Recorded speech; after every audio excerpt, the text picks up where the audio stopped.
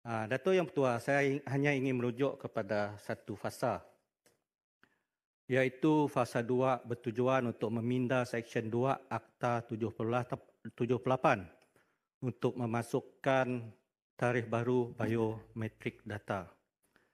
Dato' Yang Pertua, sekiranya pindaan ini diluluskan nanti, apabila proses mengemas kini data, mengisi borang-borang permohonan, saya memohon pihak kerajaan melalui kementerian yang berkaitan mengambil berat peruntukan 161A-7 dan juga kurungan 6 Perlembagaan Persekutuan.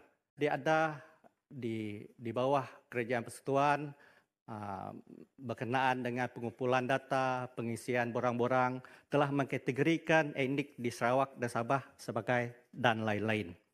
Dato' Yang di-Pertua, dengan melaksanakan biometrik data dengan meminda subsection 6/2 Akta 78 ini nanti adalah salah satu saluran perundangan dan juga pentadbiran bagi memperbetulkan tafsiran etnik Sarawak dan Sabah dan termasuk juga orang asli sebagai dan lain-lain. Saya pun rasa tersentuh sebagai seorang insan yang ada nama, bangsa, agama.